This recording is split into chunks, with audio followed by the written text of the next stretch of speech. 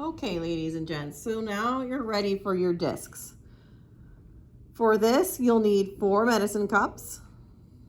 Okay, please label your medicine cups. As you can see, I labeled mine W for water, and then I labeled mine A, B, and C. I do not recommend you label yours A, B, and C.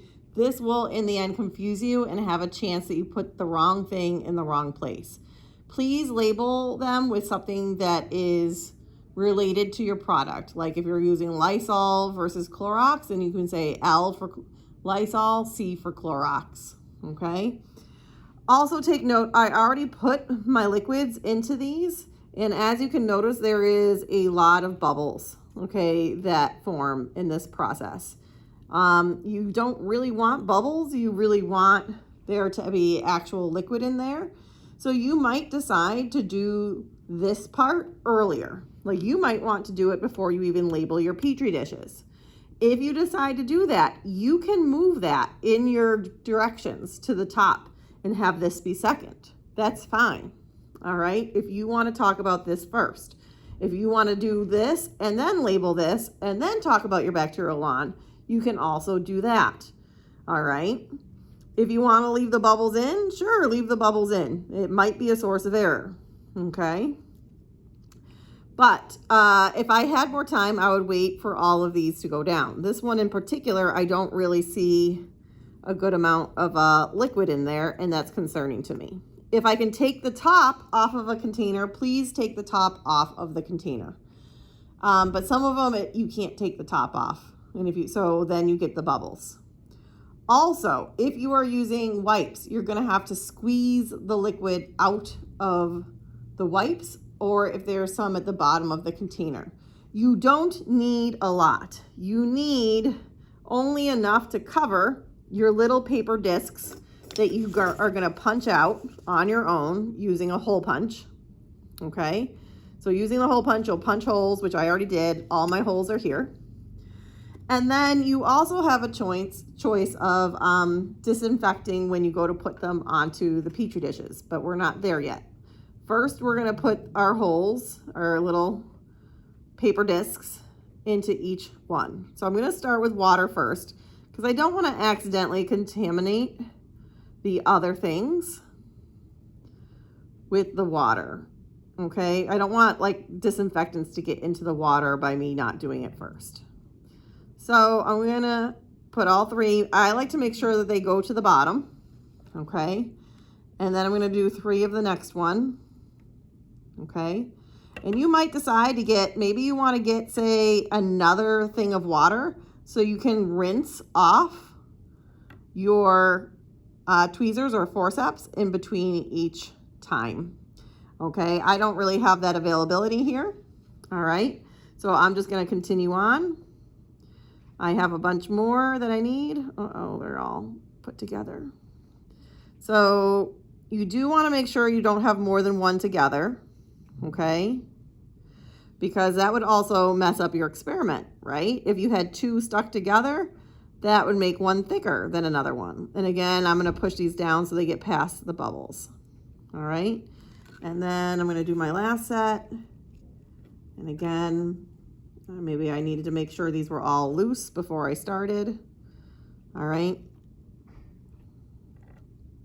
I'm hoping down at the bottom, I think I do actually have a little bit of liquid now at the bottom. Okay. I don't know if you can see it, but I can. There's a little bit of liquid. So I hopefully push them down into the liquid. This is again why you might want to wait, because if you just give this time, these bubbles will continue to go down. The next step of the process is now to put these discs that you have soaking, okay, onto your plates. All right. So you labeled them on the bottom. They're all labeled. And so now you're going to go ahead and set these up. In a perfect world, we don't leave these open. But honestly, I think for you guys, it's easier to leave them open. A couple things you need to make note of. 1, you do not want these to have so much liquid on them that they drip. And you do not want to tilt this at all during the process, because if there is any extra water, you'll create a drip, which will make you have to do your experiment again. So what I like to do is I like to pick it up from the side. I put pressure on the side and I push and I squeeze at the same time. So I kind of pick it up flat. And then I tap it against the side. All right. And then I put it where my W is. So this is my W. I'm going to put it in the middle of that spot. Now I'm going to tip this so you can see it. But I place it on there and I gently tap it down so it stays. All right, so there it is. Now, the other thing you can do is the correct protocol is to actually disinfect your forceps in between each one. If you do this, your light needs to be someplace that you won't touch in between, because I don't want anybody to catch their sleeve on fire, okay, or their hair on fire. That'd be really bad. You'll have to tie your hair back if you decide to do this. In anticipation of this, I filled a bigger beaker with rubbing alcohol, and I'm going to dip my tweezers in there.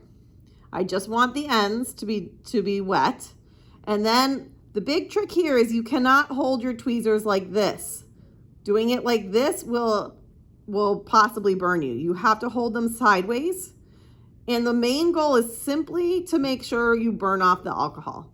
The alcohol will burn off on its own, and then you're ready to pick up your next disc. So I'm gonna pick up a disc, and I'm sorry you're not gonna be able to see me do this because I can't see. So I'm holding it up.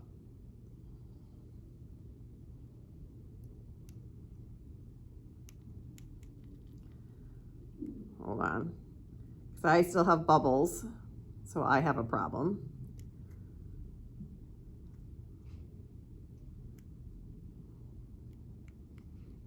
Okay, so I have another one of my discs. I'm going to tap it against the side, and then I'm going to put this where I labeled the A. This is important that you're careful. You cannot move this once you place it down. So wherever you place it, you have to push it down from there. This might require practice. You might make some mistakes and you might have to do it again. These things happen. But one thing I find that really helps is if you get it from the side, okay, again, like you find the disc from the side. I'm going to show you in the water where you can see it again, okay? And then you push down on the side and pick it up. It lays it flat still, so it's easier to put on, all right? So again, I would repeat this process with my next one. Dip it in here. Make sure it's not dripping. Put it over the flame to catch it on fire. Once it's done and it's done being lit, it is now sterilized, and now I can go to my next liquid, which is this one, okay?